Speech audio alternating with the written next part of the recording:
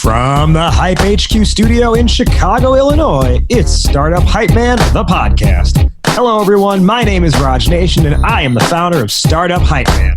Fast-growing startups work with me because they want to become better storytellers. Whether that's for customers, investors, or a packed audience, they know that story is their ticket to stand out, stand apart, and change the game. And this podcast here is where I talk with entrepreneurs and leaders in the startup ecosystem, ranging from scale stage to early stage, as they share specific strategies that they have executed to stand out across three specific areas: sales, marketing, and people. Before we begin today's episode, remember you can head to startuphypeman.com and subscribe to the newsletter that doesn't suck. You'll get new podcast episodes and timely reads written by me, but also helpful articles from around the web and a notice of upcoming pitch competitions. All right, let's dive in and hear how today's guest is changing the game.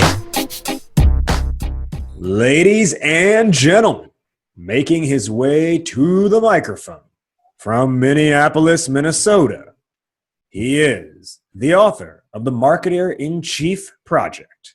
Please welcome Jason Voiovich.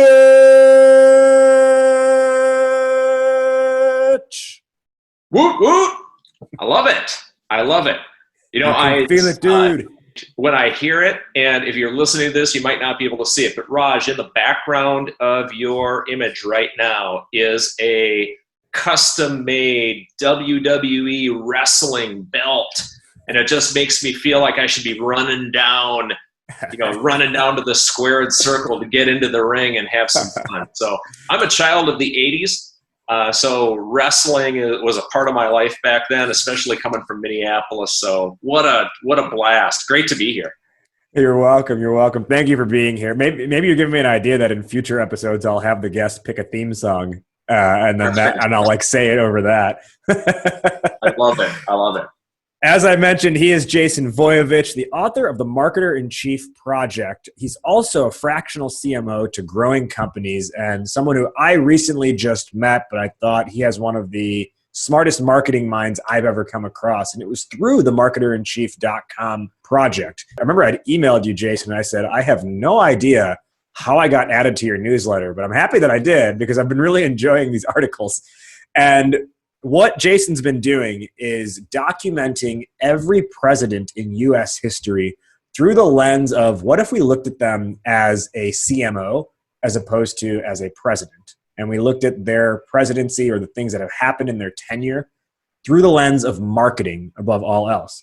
And why I think that's going to be really valuable for you, the listening audience, is because if we look at what world leaders have done in a marketing lens, it can help you as a company leader, as an executive at your company, think about how you can market better or market differently.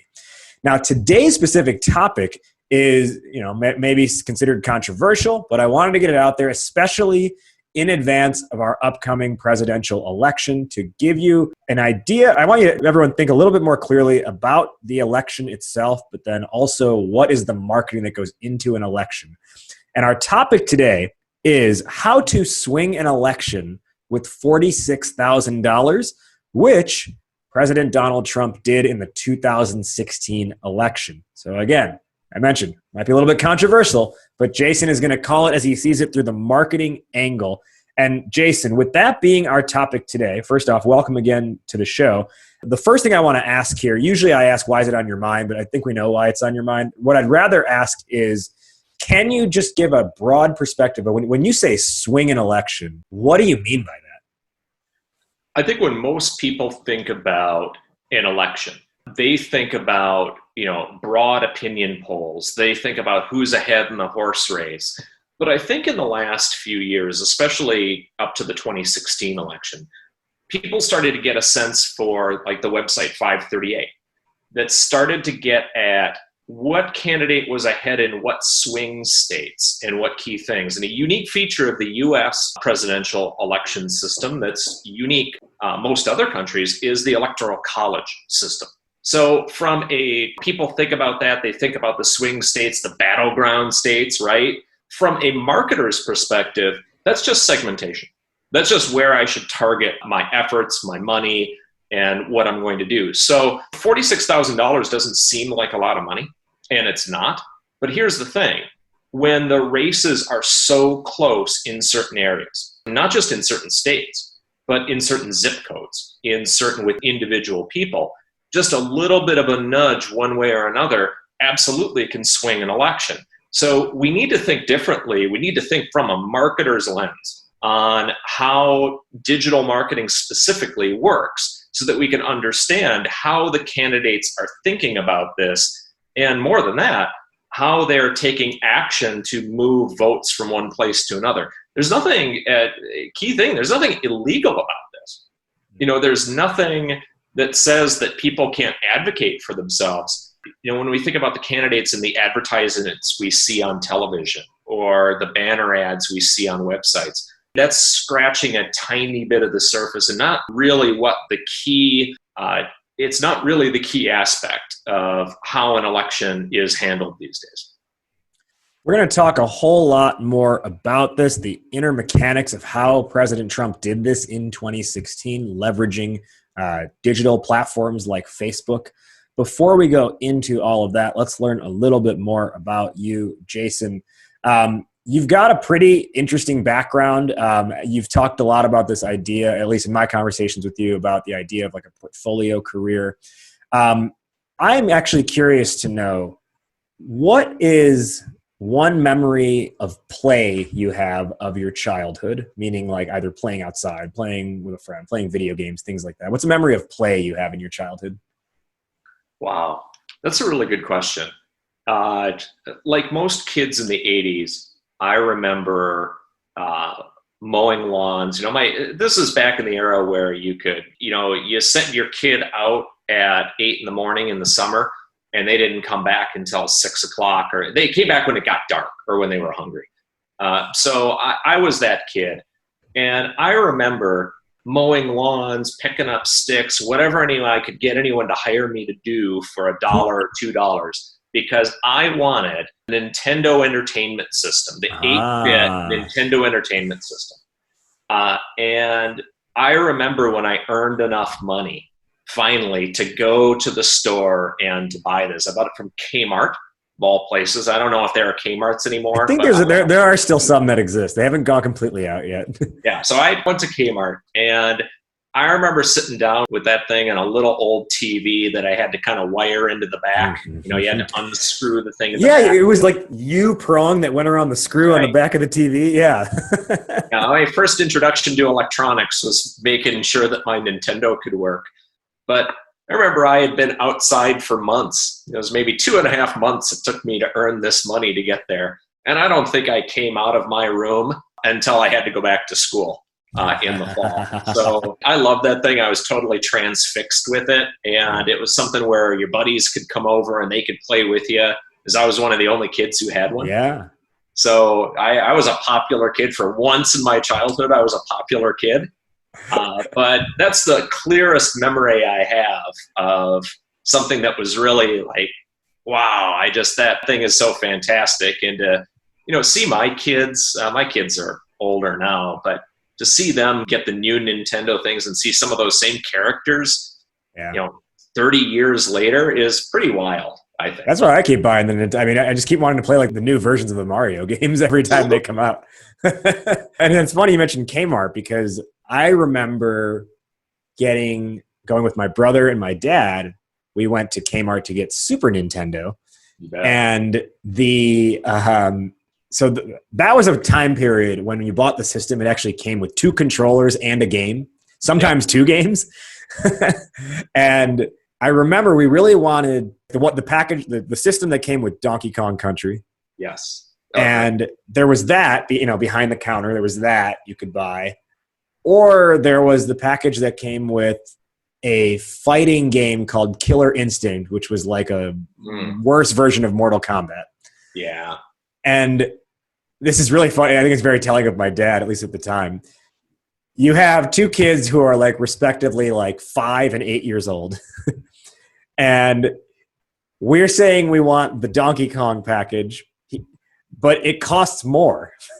Because Donkey Kong's a more coveted game. So he decides, let me get my 5 and 8-year-old the one with the gory violence game, because it costs like $30 less than the other one. No, that's That's kind of a feature. My dad was like that too. If something was $5 cheaper, you were getting it, even if it was markedly worse. Yeah, exactly. Well, with the Nintendo Entertainment System, the original, I remember, with that you had to fix it into the screw in the back of the TV, which is just so strange now. And then you had to figure out would it be on channel 3 or channel 4. I actually remember the original TV we were plugging it into at my house in the basement was the TV didn't even have a remote. It was just like a loud clicking dial that had, I think, 12 possible channels on it. Kids, look this up somewhere. You're not going to real things talking about. But this is a real thing. There were 2 dials, UHF and VHF. Yes. And you had to click this thing. You had to actually go physically up to the TV and click a manual switch. Wild. And there were a lot of fuzz channels in the meantime. Now, given that was your big memory and you talked about Nintendo, I have to ask, were you a Mario 1, Mario 2, or Mario 3 player? That's great. I played all 3, as you could probably guess. Yeah, but what was your favorite? But Mario 3 was my favorite. I'm glad to hear you say that. We'll get along. Yeah, because you could have that little raccoon suit and you could kind of fly around a little bit. I never quite understood. Now, it took me years later to watch one of those shows on Netflix that talked about the history of Mario 1, 2, and 3. But apparently Mario 2 was kind of was a totally different game. It was a totally different idea. And it totally caught me off guard when I first played it. I had no idea what was going on. It was, I played it, but I never enjoyed it quite as much as 1 or 3. I've got that little NES thing that you bought a number of Christmases ago. They have a little retro. The relaunch pack, Yeah. I have that one in the Super NES. And I can tell you that I have not played Mario 2 at all. But, my wife and I now play we'll do the trade-off on Mario 3. It's kind of she's a girl of the 80s as well. So she has a real similar story. I think that's probably why we got married. She had to earn her money working at her parents' restaurant to get her Super Nintendo, or her original 8-bit Nintendo, just pretty much in the same way I did. So that's amazing. It's funny how common, I've talked with other 80s kids too, and it's such a common experience that their parents kind of found that oh, you really want that? Good. That guy over there needs his lawn mowed. Go to it.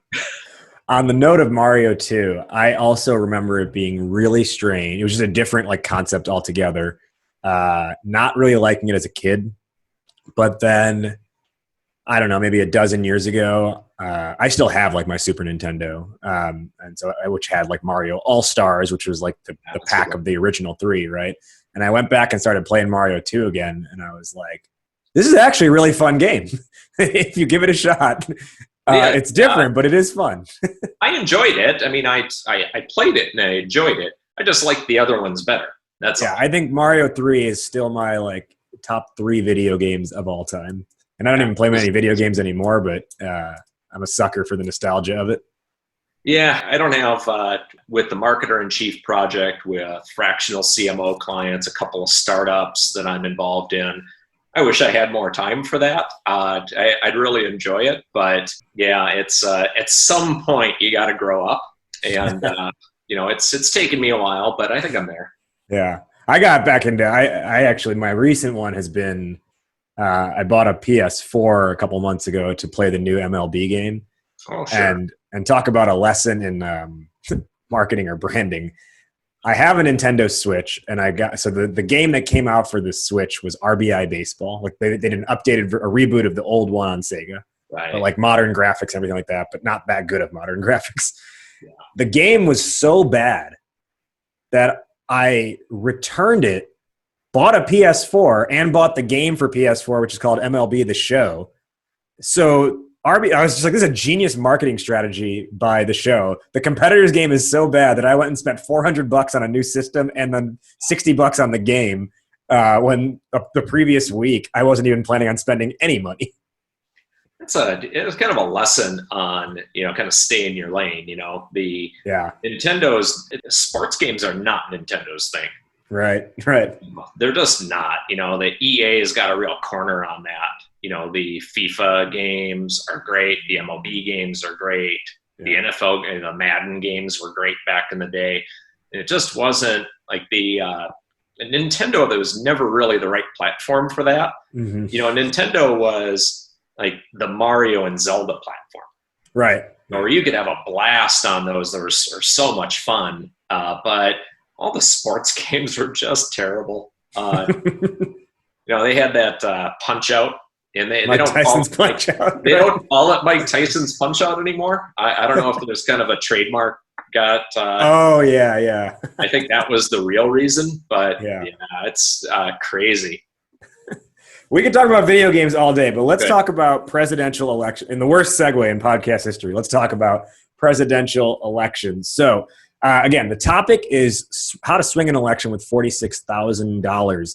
And what this is really about is how in 2016, at the time, Republican candidate Donald Trump was able to, or his campaign anyway, was able to leverage the power of social media and Facebook ad buys to swing a lot of public opinion in his favor, ultimately winning the election, also with the help of some outside influence groups at the same time. Now, I think in order for us to really get like a good jump off point to have this discussion, we need to first really gain alignment on like, what do we mean when we say marketing, and how is it different than perhaps the common perception of marketing? Yeah, I think the biggest question I get when people talk about marketing, especially digital marketing, the average person watches Mad Men or they see Super Bowl ads and they think that's what marketing is. And it is that to an extent. There's an element of creativity. There's an element of showing off. There's an element of big brands and big ideas. There's certainly a part of that. But to understand it, I always like to tell people that it's a bit like an iceberg kind of metaphor. What you see up at the top is just a tiny fraction of what it really is. When I talk with other business people, other startups about marketing, we talk about value propositions. We talk about logos. We talk about strategy. Those sort of things. And marketing absolutely is that too. That's the first layer that helps guide what that creative is. But when you think about marketing in the past 10 years, and what most people don't understand is marketing is absolutely surgical. It's one-to-one, and it is absolutely omnipresent around you in your digital life. And most people just don't understand the extent to which marketing and all of the technologies you use, if you use Google, if you use Facebook, Twitter, you use an iPhone, you use Google Maps to get yourself somewhere. Almost whatever you do, marketing is a part of that, tracking your behaviors, tracking what you say, think, do, and act online. And it's not just on your computer. You're carrying your computer with you now. And so your phone is everywhere you are, looking at everything you're looking at, hearing everything you're saying. So just understanding the level at which we're talking now helps kind of really change people's mind. We're not talking about Don Draper anymore. Comparing that level of marketing to what marketing is now, the comparison I use in the article is like, that's like comparing a horse and buggy to a Tesla Model 3. Mm-hmm. We're not even in the same weight class anymore. And I think people have to understand that part first to really accept that, wow, you could really swing an election with modern digital marketing techniques, and they're absolutely being used. They were in 2016, they absolutely are now. And amongst many interesting things is that, this $46,000 that you've talked about in your article is a fraction of a fraction of a fraction of the overall campaign budget. I think you said that in the 2016 election combined, both candidates spent a record $1.6 billion in the 24 months leading up to the election. So $46,000 is obviously like, it's like 7 decimal points. It's like 7 to the right of the decimal point before you can get the percent. Now, how is it possible then that with such little amount of money, something could be so impactful when you consider that, again, there are billions of dollars, or at least hundreds of millions of dollars being spent on so many other initiatives? And how is it fair to say that well, this tiny, tiny fraction of a budget actually had so much impact. Yeah, a couple of things to say about that first. The $46,000 is the reported figure that we know about. Was there more? Certainly. Could it have been 10 times more? Almost $5 million. Sure. Does that really matter in the grand scheme of things? That's still instead of 7 decimal points away, now it's 5 decimal points away. It's still a drop in the bucket, okay? Here's the thing.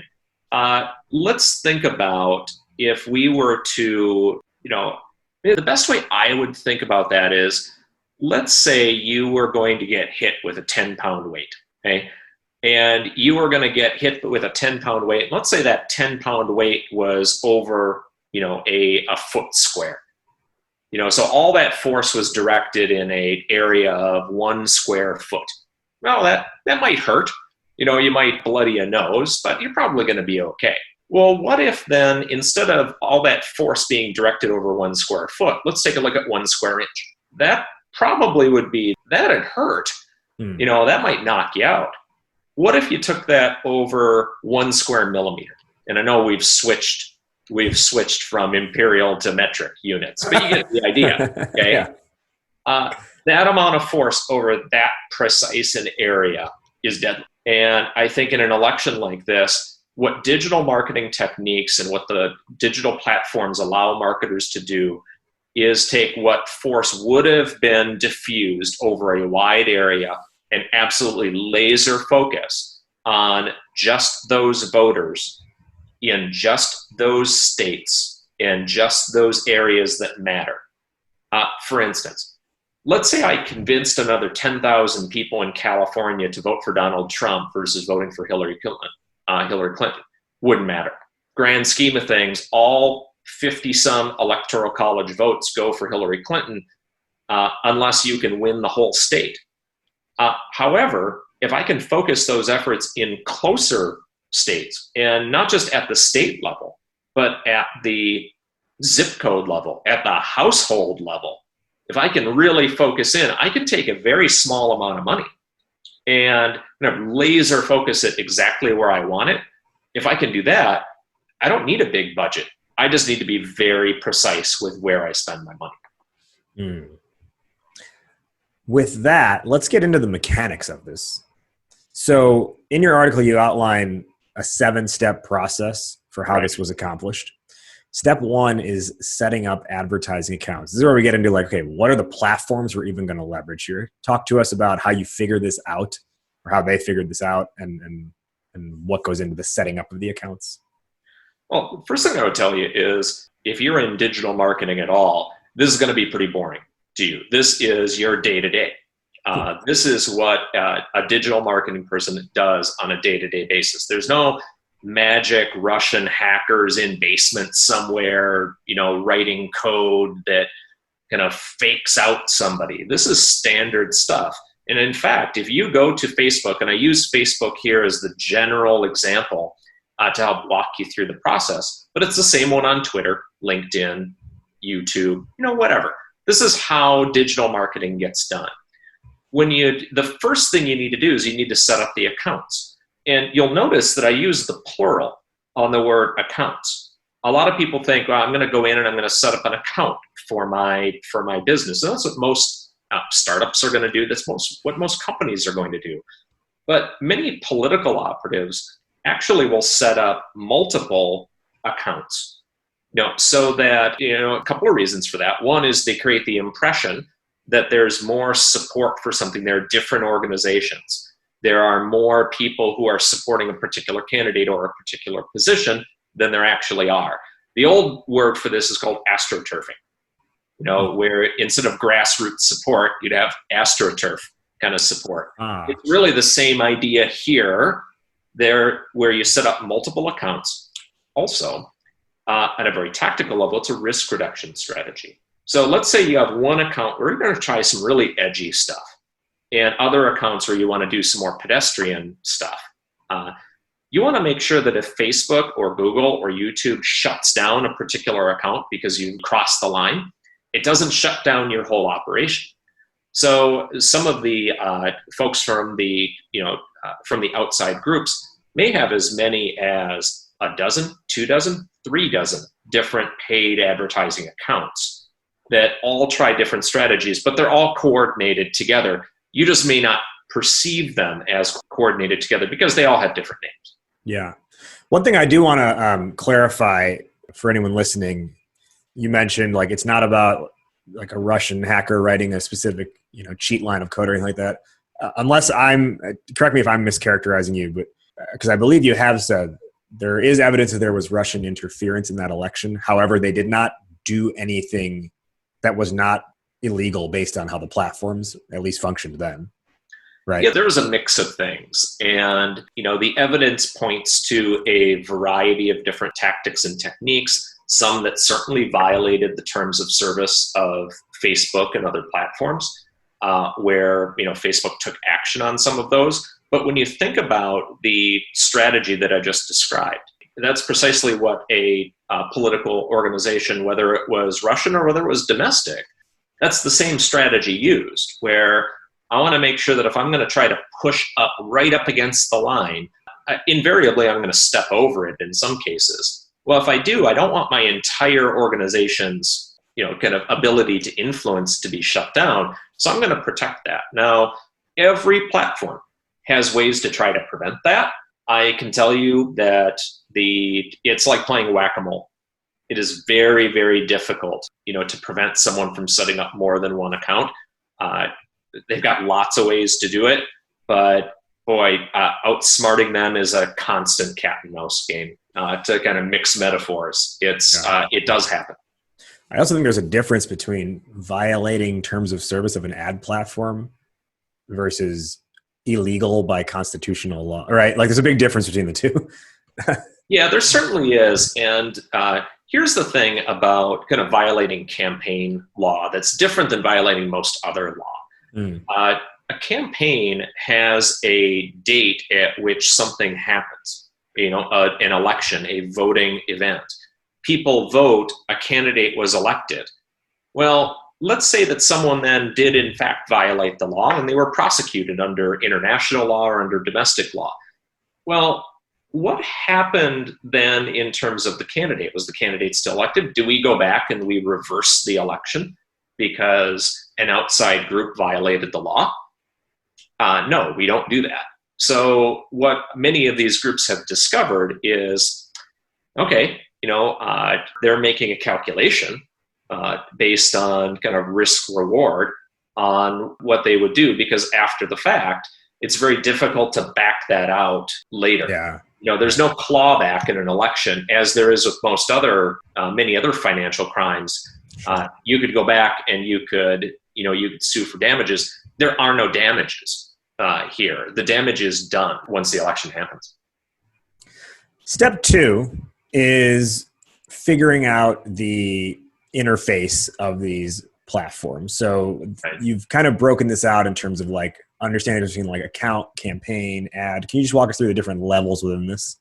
Yeah, I think, again, when you go in and you set up your own advertising account for your own business, you want to reach people, you'll have kind of a hierarchical level of just organization. If you just think about it logically, you've got your account up at the top. You've got campaigns that sit right under there, and all platforms are a little different, but they basically think the same way. If you were starting up a business, you might have a campaign for each of your different product lines or services that you wanted to offer. That way you keep your advertising organized. It's all just an organization system.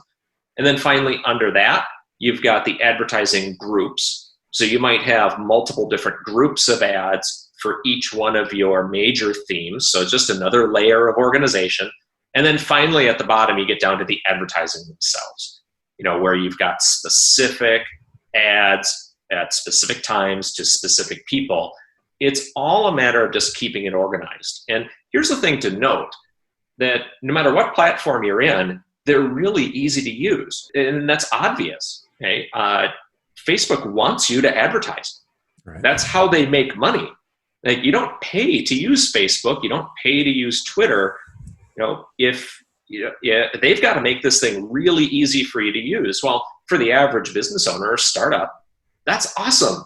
For the average political manipulator, That's also awesome for them and not so great for the rest of us who are trying to, sort out the wheat from the chaff on that. But they're very easy to use. And anyone who's used one, once you get the hang of it, it goes quick.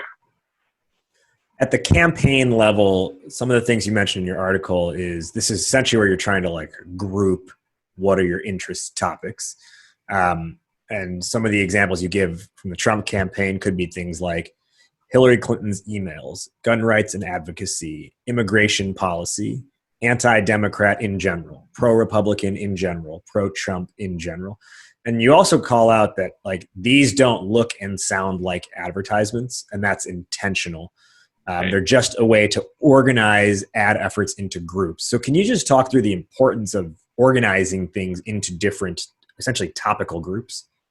Yeah, I think what's critical about your organization strategy comes back to, if you think about from a kind of a management 101, and this is kind of the business 101, what gets measured gets managed.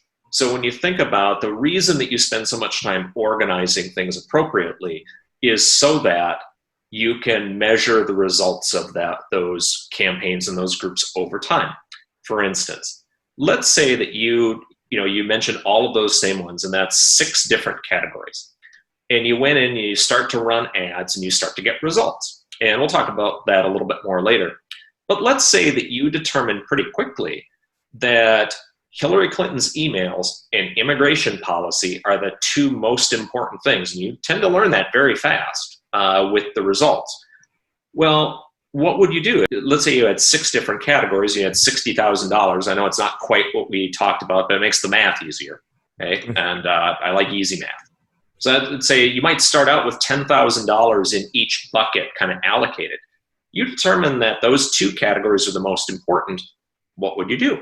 You'd reallocate your advertising spending to get even more results in those 2 areas versus the others. So you really want to make sure that you kind of start to understand what general areas tend to be the most effective for you and which tend not. Now you can do that at that campaign level, you can do it at the ad group level, and you can do it at the specific advertisement level. So really the measurement and the metrics really help you understand where to prioritize. From there, you can then segment by audience type, by how you want to position the message. Do you want it to be something that is educational? Do you want to be a direct attack ad? Do you want to be positive? And then even into like geography, is it going to be a post, a video, a photo, et cetera? Are they on mobile? Are they on desktop? And obviously within the which platform you're using itself. Right. Can you walk us through a sample, perhaps, coming back to that election, like if we use like gun rights and advocacy as an example, like how that would play out to the end user, and then like kind of like ladder us back up to, well, how did that get in front of the user like that? Yeah, let's do it. So let's say that we took one of those campaigns, that gun rights campaign. That's as good as an example as any. And I bet if you kind of think back to 2016 and the advertising you may have seen, you can probably do some of this yourself, and you can kind of create this same hierarchy. So let's say we've got gun rights and advocacy up at the top. And then as an ad group, we wanted to separate by gender. Then I want to separate men and women, and I want to see if they respond differently. So I've got them separated at the ad group level, that next layer down. Well, my advertisements might take a number of different forms. I could say, well, guns are going to help keep your family safer, and I could have advertising around that. Guns help protect your children.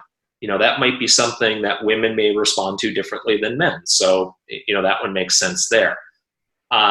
Those are more positive. I could take some more negative stances. If they take away your guns, let's do the slippery slope argument. What are they going to take away next? What other freedom will you lose? I could get even more specific than that. I could say Hillary Clinton will take away your guns and prevent you from protecting your family. I could even go a step further. I could grab a quote from Hillary Clinton, usually taken out of context. They all are. That's nothing new in politics. Right. Out of context quote discussing gun rights. I run those 5 different ads, and I'd see, well, which ones play best for which types of people, which types of women, in what areas, in what states. where, does that play best? So you could see how you could pretty easily, with that, 6 campaigns that we talked about, you could run 50, 60, 70, or many, many more individual advertisements that all ladder up to that major campaign level.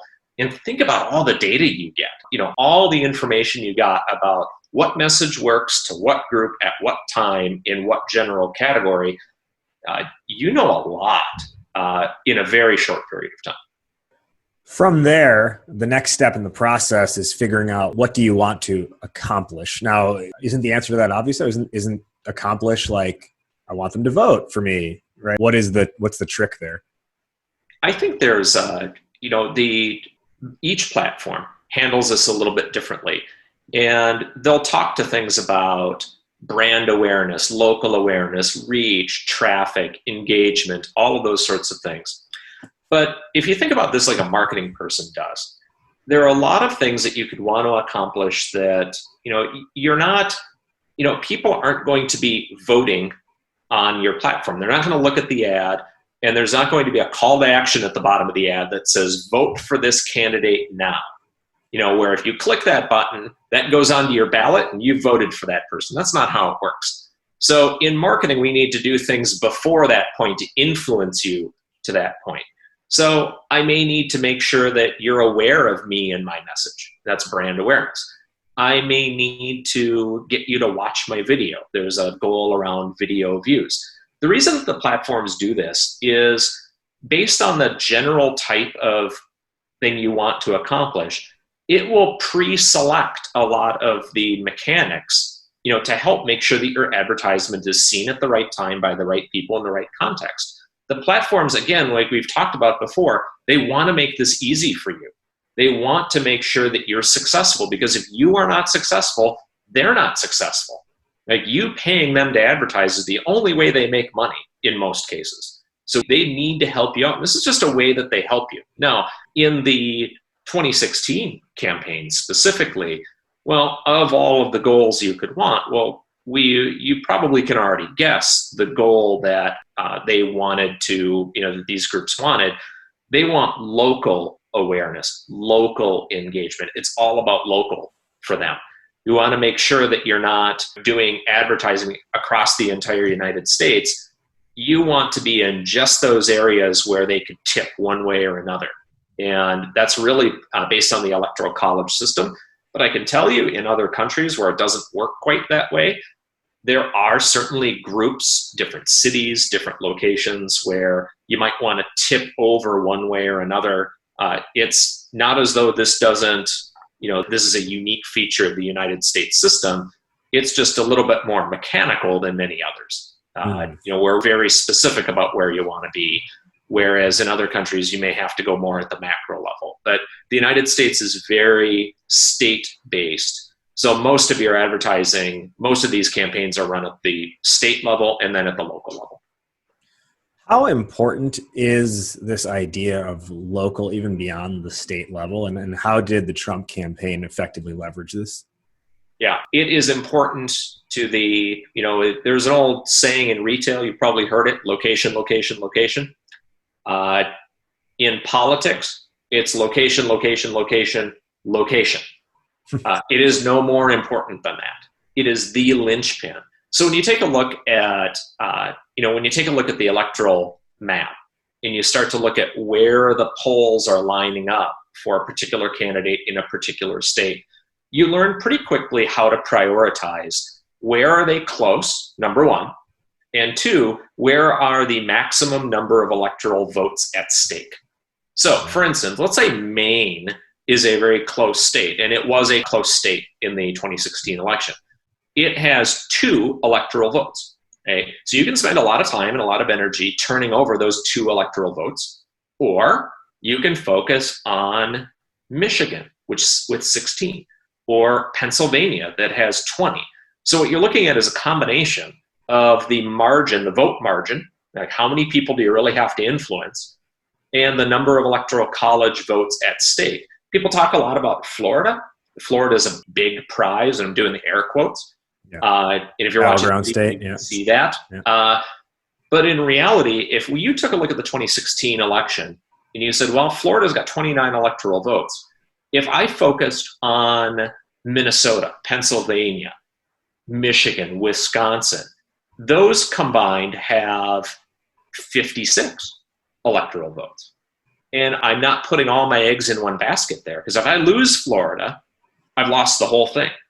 But if I go after that right mix of states that are close, that have nice chunks of electoral votes, I can really focus in 2016, how it turned out, that there were about 100,000 people around the country that would have, had they moved the other way, Hillary Clinton would be president. It's really that small. Well, it's interesting too, because you mentioned the objective was for Trump to win a state by just a single vote. Like that's all you need, right? You just need to win that state by a single electoral vote. And when you have a limited budget, this is from your article, it's risky to invest everything in trying to tip over just one state. So it's better to diversify your efforts in multiple locations where there is less competition. And that's how you're saying modern marketing thinks about problems, and how the Trump campaign thinks about problems. From here, we go into step 4 of the process, which is, who is your audience? And you say that there is one thing that separates professional persuaders from everyone else, and it is how they look at this question. My question to you is, well, you say, who's your audience? I thought we already defined it up front. You know, you looked at men versus women. You looked at, do they live here? Do they live there? What do we mean here by who's your audience? This is when you talk to a professional persuader about who's your audience, they look at it very different. Most people think, okay, my audience is, I've got something and I want to sell it to them. Like, I make iPhones, I want to sell people iPhones. That's how most people think about persuasion. Professional persuaders look at, what does the audience think? What do they want? What do they do? Who are they? And then how do I align what I have to meet their needs? It's really, it sounds really simple. It sounds almost obvious, but I can tell you from personal experience being in the field, it's probably the number one mistake that startups make. Mm-hmm. It's the number one mistake that most large businesses face. They've got a thing and they want to sell it to you. And what's so effective about you'll notice that in this step-by-step process, although we've talked about examples of how advertisement gets done, we're not at the point yet where we're talking about the creative strategy. You know, that's further down the list. Actually, when you're thinking about this, what you're doing is you're forcing yourself to think about who the audience is first. Facebook, Twitter, they're helping you do that. They're helping you persuade more effectively by forcing you to consider your audience before you consider your creative approach and before you consider that. Now, of course, people know kind of what they want to have happen. But at this point, we're really taking a look at 3 key things. We're looking at demographics, psychographics, and behavioral metrics. Simple as that. Demographics, who you are. Psychographics, what you think. Behavioral metrics, what you do. Okay? So when you think about... Let me just ask a clarifying question there. Is it common that what people think is actually different than what they... Like, do they act in a way that it conflicts with the way they're supposed to think, I guess? Yeah. When you think about those 3 types of metrics, and there's a reason that we think about all 3 of them, that, demographics, what's important in this political context that we've been talking about, the demographics are critical. Okay? I need to know where you are, because that's ultimately what I'm trying to do. I know that I don't have the money to influence every possible person in the United States. I've got a very small amount of money. Mm-hmm. I need to know who the specific people are. That's really critical. So demographic information is critical. Most people then go up to psychographic information. What people think. They'll think about, like, oh, well, what do they like? What do opinion surveys tell me? If you ask any marketing person whether they believe one word out of an opinion survey, of course they'll tell you up front that, oh yeah, people, you can tell a lot from an opinion survey. If you get them together and give them a couple beers, they'll tell you they would rather have behavioral data all day long. Well, what is behavioral data? What do you click on? What do you search for on Google? Where do you take your phone? Where do you actually go? You could tell people that you go to the gym 6 days a week. I would rather know, where does your phone think you went to the gym 6 times a week? Many times your phone only thinks you went there 3 times. I would rather have the data that tells me what you actually do versus what you think you do. Now, of course, I want all 3 of those pieces of data. I want to be able to see and try to manipulate different parts of that. But each one has its place. Each one is part of what many of these platforms will give you. You can see in Facebook how it will give you each, metrics in each one of those different characteristics, and absolutely does. Well, and what I think is really important to highlight here is oftentimes we see ads or we hear about ads in news story write-up, and we're like, how could anyone possibly click on that? How could anyone possibly read that and think it's real? And a couple of screen grabs you put into your article, and I'm just going to read these ads verbatim, everyone. And again, remember, this is just documented evidence being pulled from 2016.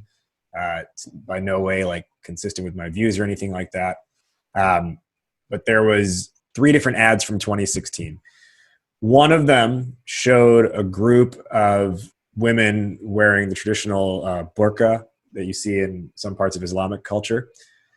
And the ad in like big meme text says, like and share if you want burqa banned in America. Stop all invaders. There's another ad with a big X over Hillary Clinton's face, and the caption, the Facebook text caption above that says, Hillary Clinton is co-author of Obama's anti-police and anti-constitutional propaganda. And it leads people to like click on an event called Down with Hillary. A third one shows a road sign that says no invaders allowed.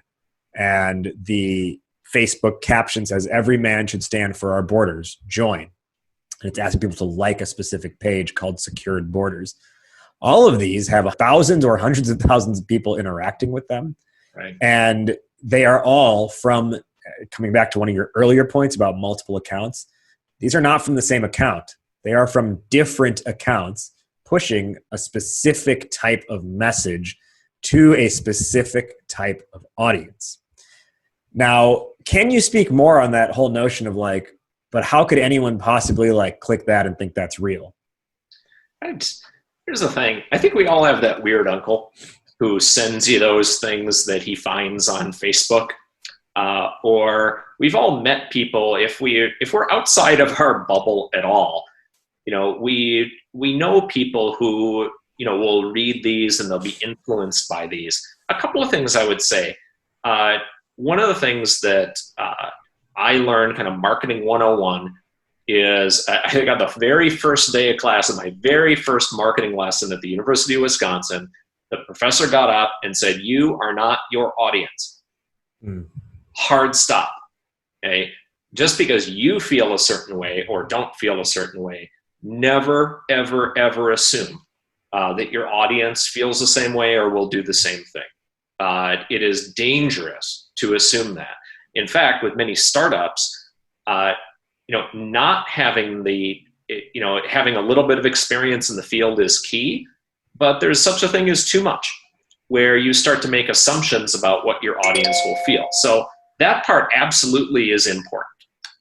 The second thing I would say is, as we've talked about to this point, we've got lots of different, filters on who's seeing this and when they're seeing it and in what context they're seeing it. I'm not, if I were the author of one of these ads, and I was not, but if I were, I certainly would not put this ad in front of somebody who I didn't think was probably on the fence, that could be nudged one way or another. How might I know that? Well, I might experiment with different groups. I might experiment with folks who also are members of the National Rifle Association who have liked that page. Maybe I would send them one of these and see how many people clicked on that. And I might try a number of different things to figure out who might be best persuaded or nudged by an ad like this. But if you look at these and you're either disgusted or that you feel like there's just no way that that anyone could be, persuaded. Know that it's not you, and know that when you think that, here's the thing, you are being persuaded by ads that do tend to align with your values, that you're just not aware. You feel like, oh, I agree with that already. You can be easily nudged.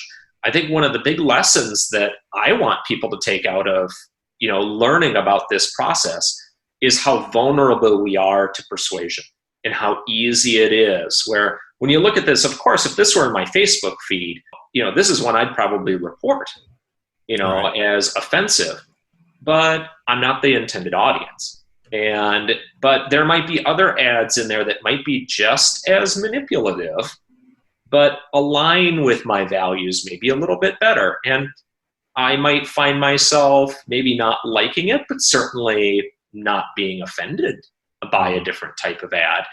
I think it is very important to look critically at these as you see them. But honestly, Raj, how many pieces of advertising do you see in an average day? Just the ability to think critically about everything in your Twitter feed is impossible for the average person. Well, and this takes us into the next step of the process, which is what's your creative strategy? And you've kind of expanded on that there, which is this whole, I can't imagine anyone changing their vote based on these ads, but the reality is people do. And one example I'd like you to highlight, because I just thought it was so, I think, telling when I read through it, was this, the ad by a group called Army of Jesus, where you have a photo, or it's a graphic of Jesus Christ arm wrestling with Satan. And Satan is saying, if I win, Clinton wins. Jesus is saying, not if I can help it. The Facebook caption says, today Americans are able to elect a president with godly moral principles. Hillary is a Satan, and her crimes and lies have proved just how evil she is. And even though Donald Trump isn't a saint by any means, he's at least an honest man and he cares deeply for this country. My vote goes for him. Now, the interesting thing here is the my vote goes for him is intended to be speaking on behalf of Jesus, at least so far as, because you can tell, because the profile photo of the Army of Jesus group is Jesus with an American flag draped over him. And then the end of the graphic says, press like to help Jesus win. Now, there's so much packed into this. I'll just kind of put it in your hands to dissect this. This is, I think the first thing to think about is, for most people, and I would say there's a bell curve going on. This is from 2 standard deviations to 2 standard deviations. At 98% of people or so would think this is just utterly ridiculous. It's almost a joke to look at it. But for those folks who are right on that edge, who might be persuaded, there are a lot of triggers in this particular ad. Let's take a look at a few of them and let's break down the creative strategy here. You'll notice first the image is the most captivating. You've got Satan and Jesus arm wrestling. And I'll say, for anyone listening right now, honestly, if you haven't yet, go and just go to the article and look at this while you're listening to this, if not the entire episode, at least this part of our episode. And we'll say it again at the end, but it's marketerinchief.com/Donald-Trump. Go ahead. Yeah. This one's about, maybe halfway down the page. You'll find it. But you can't miss this one. I promise you that. So think about it for a second. Think about the things that are being done in here. First, you've got this image. It's the most captivating part. You've got Satan is on the left of that. Jesus is on the right. Oh my God, I didn't even think about that. Okay, that's not a mistake. It's not a mistake that they're using the very kind of Caucasian version of Jesus. Although kind of historically, Jesus was kind of darker skinned, right. From that area of the Levant. It looked probably more like someone from Greece, Turkey, or modern Judea than kind of a Norwegian guy with a beard. Right. You've got that, but that's not all that common. Just look at the right and the left. That's key. Obviously, the storm clouds and the bright, that Satan is in the dark and he's kind of an angry looking guy. You've already mentioned the kind of little, kind of Jesus in the corner with the flag draped over him, kind of linking, Jesus the profile photo, right? with the United States, right? So we certainly want that. We've got a number of things in here going on, that Satan wins if Clinton wins, so aligning Clinton with Satan. You'll notice that they don't specifically, and you pointed this out already, Raj, they didn't specifically link Jesus with Donald Trump. Okay? This part's key. This part is really key. This is a negative strategy. What I want here is I want people to dislike Hillary Clinton more than they like Donald Trump. Okay? And why might they do that? In marketing, we know that negative drives action more than positive does. The psychology is called prospect theory. You can go look that up. But it's really well documented psychology that says if I use a negative version of something versus a positive one, people are more afraid of what they might lose than what they might win. So, I want to make sure that I'm negative towards Hillary Clinton. Obviously, that's the name that appears not only in the text of the ad, the caption, but also appears in the headline, that people will read. Because if you're scanning your Facebook feed, are you going to read that little paragraph? Yeah. Maybe, maybe not. Right. So they do say in the mini caption text, it does say, even though Donald Trump isn't a saint by any means, he's at least an honest man. He cares even for his country. My vote goes for him. So there is technically this endorsement by Jesus, which is such a strange sentence to say. There's a little thing in there, and even that sentence there where they kind of take a little bit of a dig at Donald Trump, if you notice there, he's not a saint. There's a great study from Harvard University years ago that had two resumes go out to the, kind of an A-B split test. Yeah. And one resume and cover letter, same resume cover letter, the cover letter was completely glowing. And in the other cover letter, there was hey, this person has a couple of things to work on. So it was a little negative. It had a little bit of a negative. The study found that the resume and cover letter that had a little bit of negative got 20 to 30% more callbacks than the one that was completely glowing. So it makes it feel a little bit more like, hey, you're acknowledging that Donald Trump's not a saint, but Hillary Clinton is a Satan, again, in air quotes, and a direct quote from the ad. So there are a number of different psychological, aspects at play. The key thing is we look here at the final version. This isn't the final version. This ad, like all others, goes through multiple iterations, multiple things. This is the one that ended up being the most effective out of probably dozens of versions of different text and different psychological things that we're playing with. That's the thing that's different than this about a billboard you might see outside. The billboard, you can't create 50 versions of the billboard and change it every 30 seconds. This one you can, until you find just the right combination of words and phrases and images that pushes you over the top. And you lock in that one and let it run. The other thing that I think is effective out of this for the audience who would be influenced by this is the call to action. Earlier on, we talked about like how, what are we trying to get them to do? In this case, the call to action is not vote for Donald Trump. It is press like to help Jesus win. Now, a couple things I see here. One, pressing like is the lowest barrier action you can ask of someone. And then two, you are asking them, for someone who's going to be influenced by this, they probably hold some pretty deep religious affiliation. And you're almost challenging them to prove to themselves they actually aren't religious, that they don't love Jesus. Because the ask is press like to help Jesus win. And then when they do that, I'm sure you can expand on this, but then it gets shown to more people who they know, who likely also fall in line with that belief, right? We tend to be connected with people in social networks, and this was true before Facebook, of course, but we tend to be connected with people who share our beliefs. Those are the people we tend to stay friends with, that tend to stay in our social circles. So to like is, again, the easiest thing you can do. When marketers think about that, that kind of stepped up level of engagement, we look at the lowest level is just that you saw it. A like is kind of that next level up. That's like a little tacit endorsement. Okay? The comment is the next one, where I'm actually adding my little, adding a little bit Your to thought, it. right? Adding a little thought. And share is you are specifically putting that out there. You are taking this and pulling it from the feed and putting it in your own feed.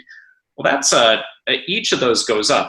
Your point is precisely right. That's just a very easy button. Who's not going to click like? Who doesn't want to help Jesus? Right. And I don't know this for sure, but I would be certain that other versions of this were tested with share this to help Jesus win and comment on this to help Jesus win. Yeah, which maybe didn't perform as well. Yeah. Yeah, which one performs better? How much action can you get people to take? But in this, it just, again, I'll reiterate that so many of these ads, just when you look at them and they don't fit your worldview, you can point out all of these things and they just look ridiculous. They're just so silly. But I would challenge you to look in your own Facebook feed and find other ads that sort of fit into your worldview and do the same exercise. Start to pull them apart and realize how you are being persuaded. Now, you may end up coming to the conclusion that, well, that aligns with my worldview. I'm happy to be persuaded by that. Just remember that, it works the other way. And, it works that being persuaded is not something that happens to other people. It happens to all of us. And awareness is the first step to you'll never be immune, but you can inoculate yourself. And this is you have to do that within your own scope of your own worldview in order for that to be effective. As you write here, it doesn't have to make sense to you. It makes sense to the people targeted with it. That's right.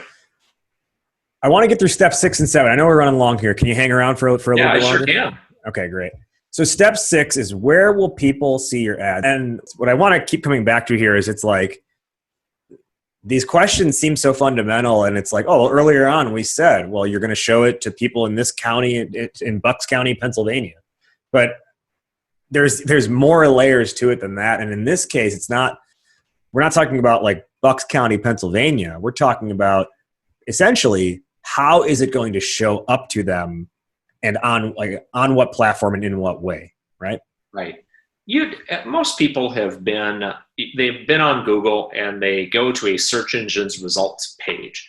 In the business, we call that a SERP. We love acronyms. Everyone loves acronyms. It's called a SERP. Okay. And you may have noticed SERP?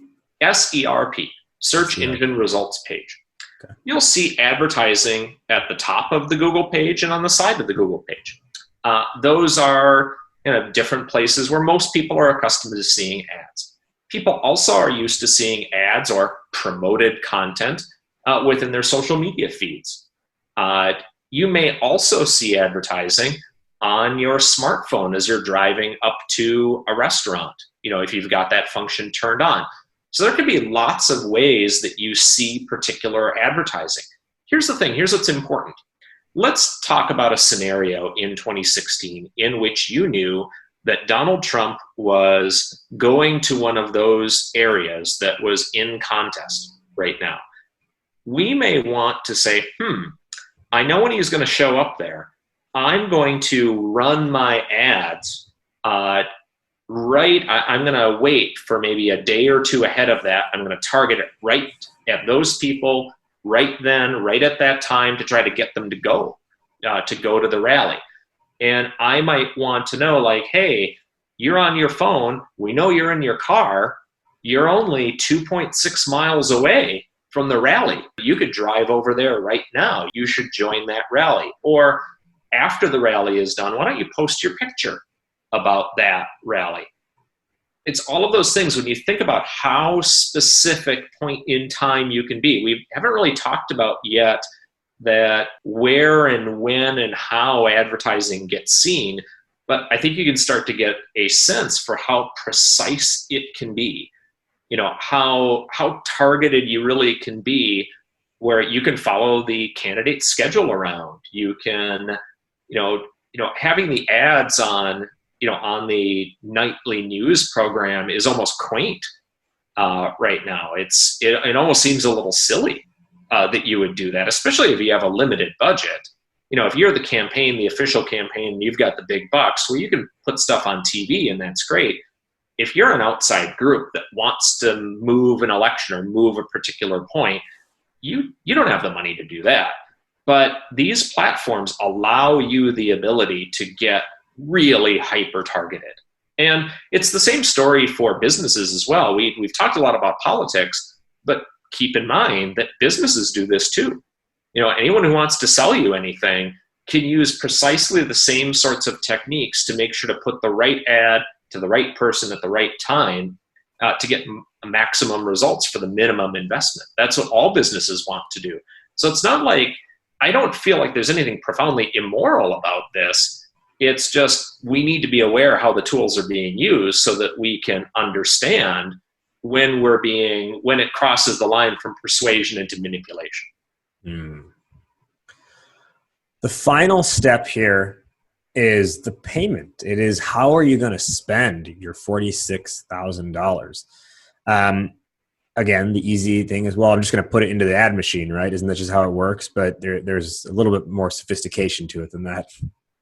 Yeah, I think there are two easy concepts that anyone who's done this kind of has already had some familiarity with. But if you haven't, there are two big ideas. One is pay for performance, and two is the auction. Okay, so let's break each one of those down because they're related. The first one is pay for performance, also known as pay per click, or other kind of similar things like that. This is an innovation that Google came up with when it began doing its advertising. Back in the day, and my dad was in the advertising business. He was one of the madmen of that era. And when I started my career in advertising, if you wanted to put an ad out in a billboard or on TV or in the newspaper, you paid. It didn't matter if the ad worked or if the ad got people to come to your store to buy your product. You paid in advance whether or not it worked. Okay? Google flipped that model completely on its head, and it's very important to realize how fundamental a shift this is. What Google did is it said, listen, just because someone saw your ad, we're not going to charge you for that. We are only going to charge you when someone clicks on your ad and takes you to a place that you want them to go. What happens from there is up to you, but we're going to charge you based on the performance of the ad, not based on simply seeing it. Now, there's a lot of nuance in there, and digital marketing people, please don't send me emails on this. Okay, I get it. But for the average person, you got to understand that most of these platforms have or primarily focus on a pay for performance model. Now, think about this for a second. If you're Facebook, you're not getting a check, you're not getting money until someone is successful with their advertising. Why do you think they've done steps 1 through 6?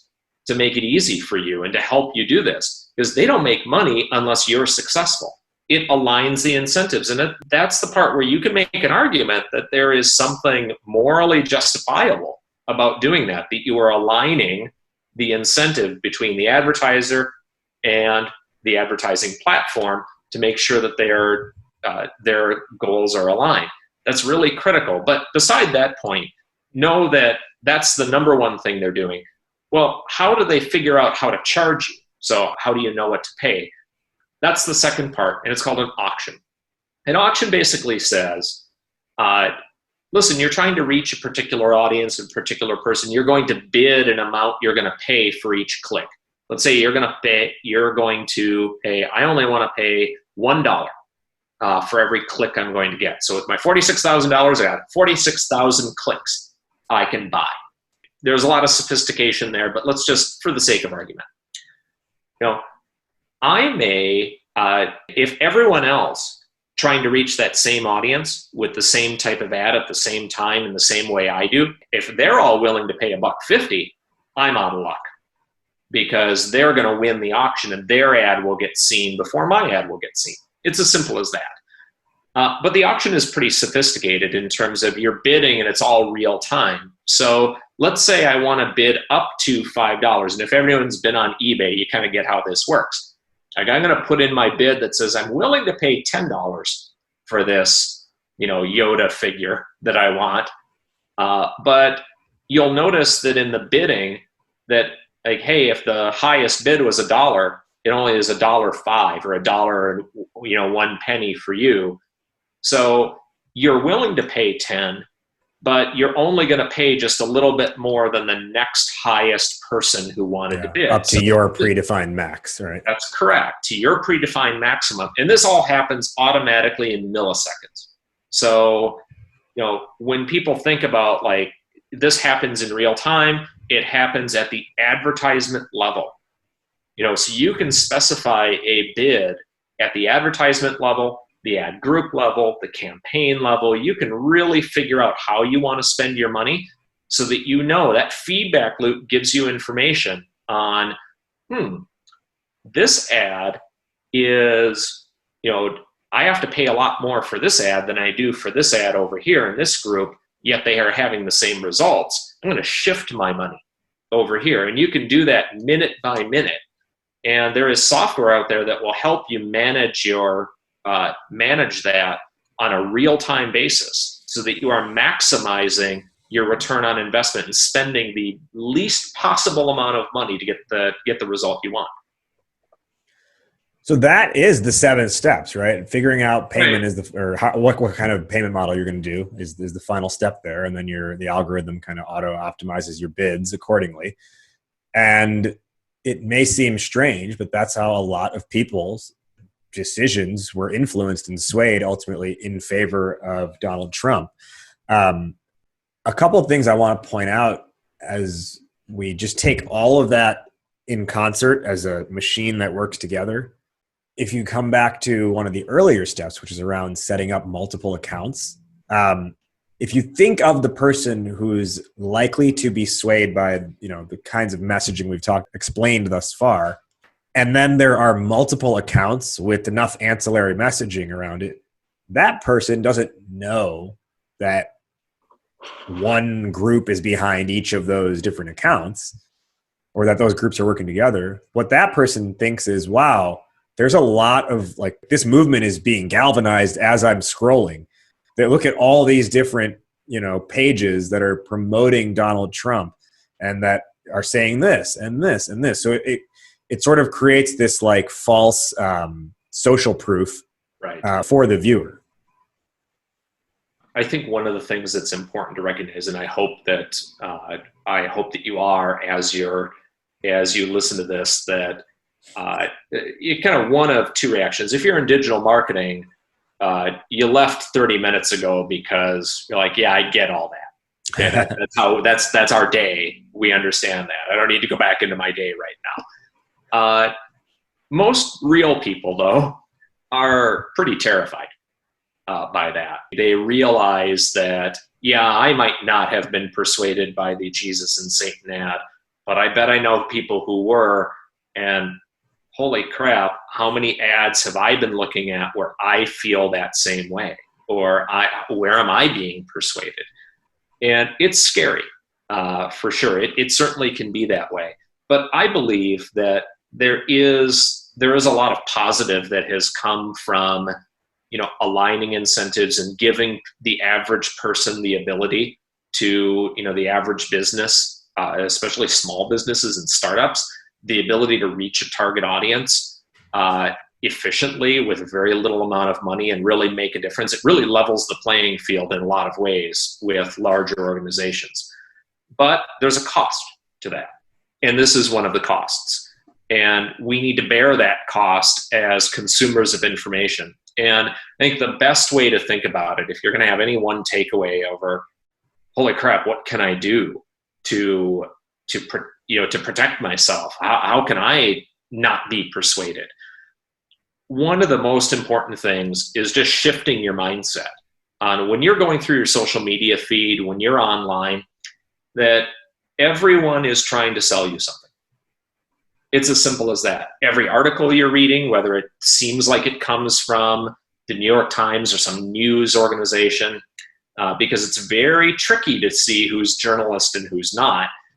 And even in journalism, there are lots of different ways that can get played. I think about every time I'm reading something, especially in something that's important like voting, that everyone's trying to sell me something. And if I just switch that, think about that for a second. When you go into a Walmart or a Target, you know that they're trying to sell you stuff. There's a certain filter you put on your psyche when you walk in there that, okay, I'm only going to believe that so far. I'm going to make sure.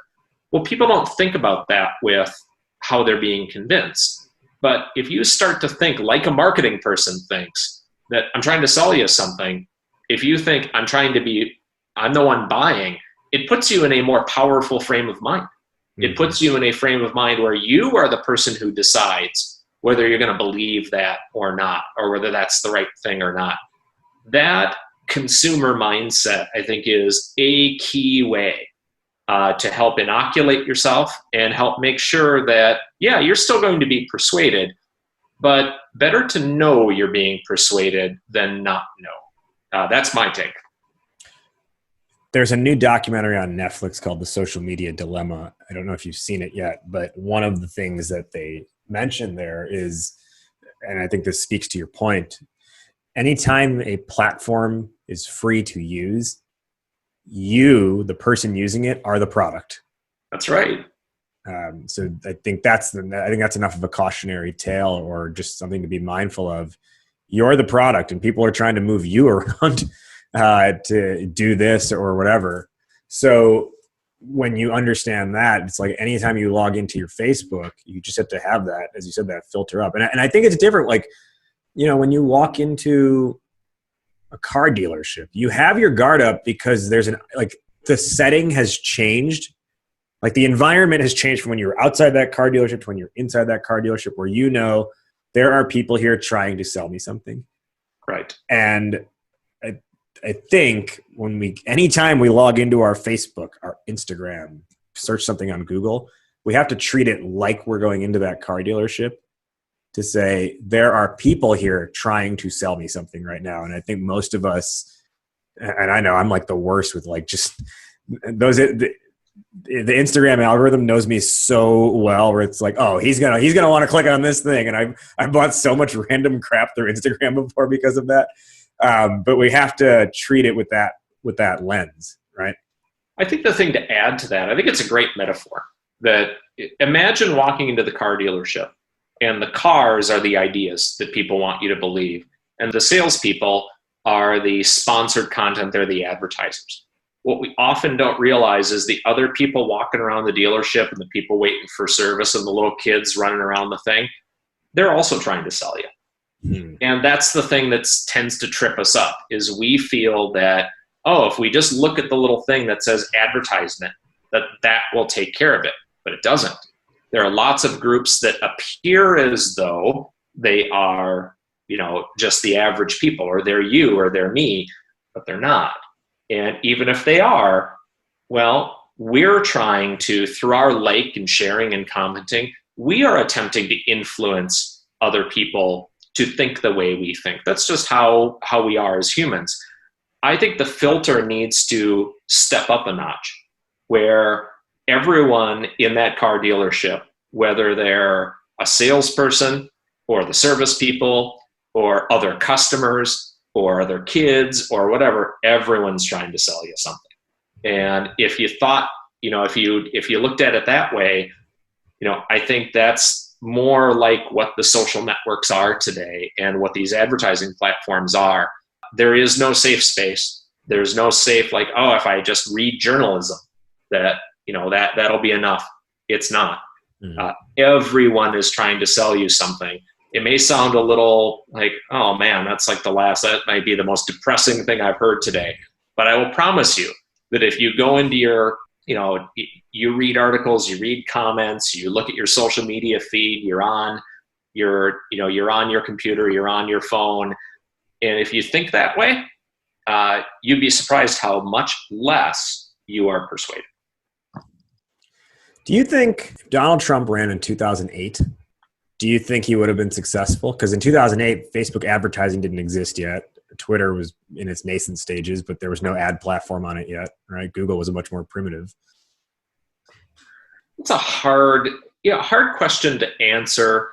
I think that, we had micro-targeting back then. We would do it through mail. We do it through really targeting, narrow casting broadcast, a lot of get out the vote, a lot of ground game type efforts. It was a lot more work.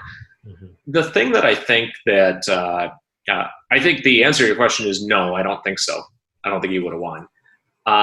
And the reason that I think he was successful is that the feedback loop is so much faster.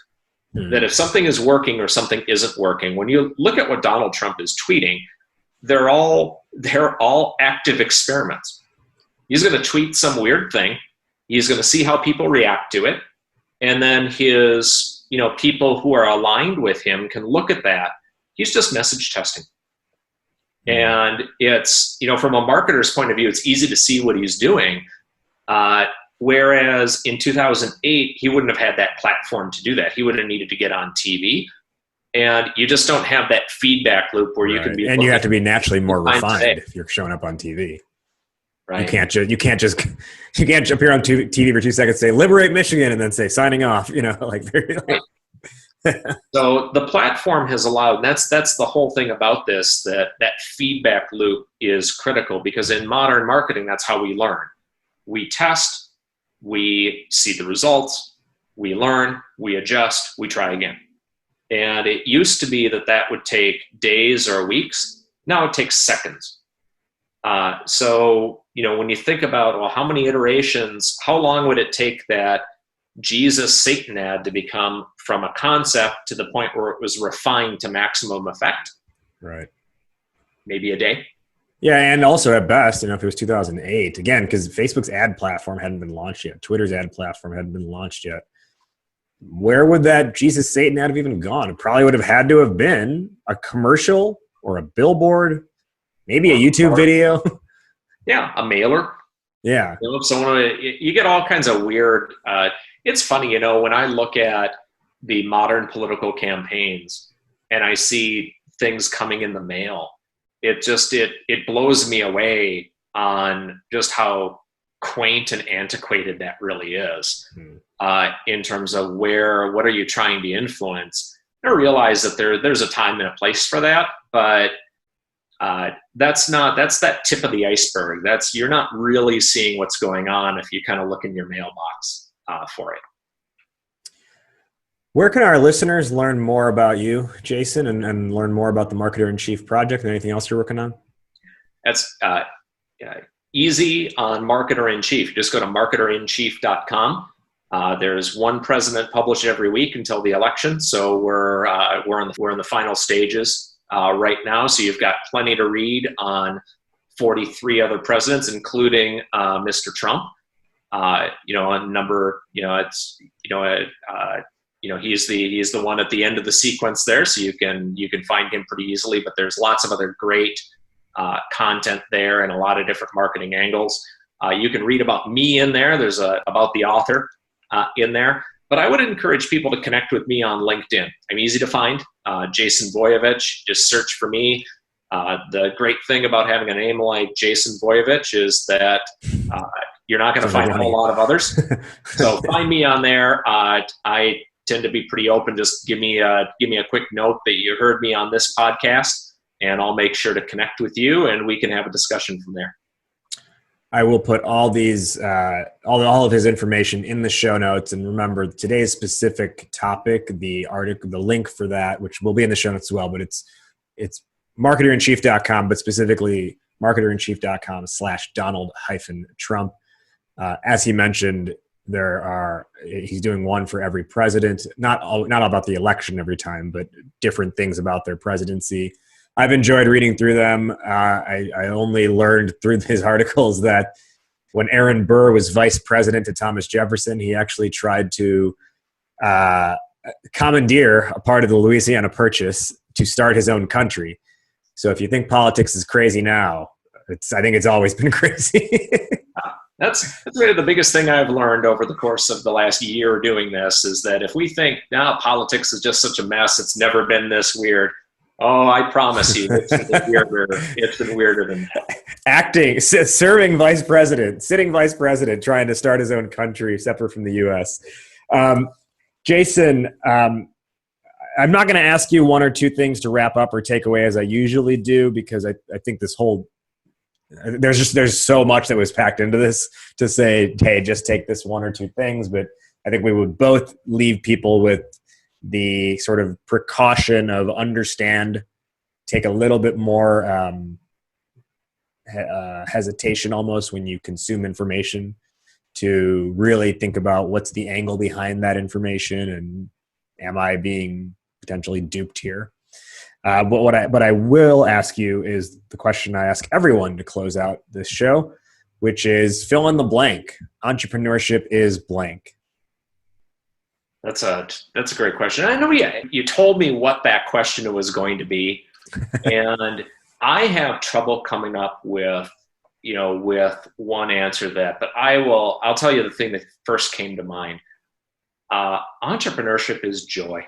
The creative exercise. Now, I come from a long family of passionate, creative, inventive people, and the process of it doesn't matter. Obviously, I'd like to win more than I'd like to lose, of course, but just the creative process is a joy to me. The entrepreneurial process is a joy, and that's the thing that I think if you have that joy, you'll be successful as an entrepreneur, whether you win or lose. So that's my answer. Entrepreneurship is joy. On that high note, thank you, Jason, for joining today. Thank you for going well over time, but it was a dense topic. I'm glad we could unpack not even all of it, to be honest, but a lot of it. Again, everybody, please go check out his article for the sort of the reading complement to this episode. You can find it in the show notes. Thank you, Jason, again for being here today, for lending your expertise, and for closing out our season finale here on the show. And everybody, remember to go out and vote on November 3rd. We will see you next season for season 15 of the show, if you can believe it. We'll take about a 1-month break before we come back with that. Once again, Jason, thank you so much for joining us today and wrapping up season 14 on Startup Hype Man podcast. Thank you for having me. I appreciate it. That wraps up today's conversation. Did you like what you heard? Startup Hype Man, the podcast, is available on every major platform, including Apple Podcasts, Spotify, Google Play, and more. So be sure to subscribe on your platform of choice and leave a rating and review. Do you want to be an upcoming guest on the show? Email media@startuphypeman.com with your idea, and my team will review. Our theme song is Change the Game by Jay-Z, all rights owned by Rockefeller and Def Jam Records. And hey, if you want to work together on making your startup story the only one that matters, email me at rajiv@startuphypeman.com. That's RAJIV@startuphypeman.com. Well, that'll do it for today. Thank you for listening. Thank you to today's guests for joining. You have been checking out Startup Hype Man, the podcast. I'll catch you next week. But in the meantime, word up, raise up.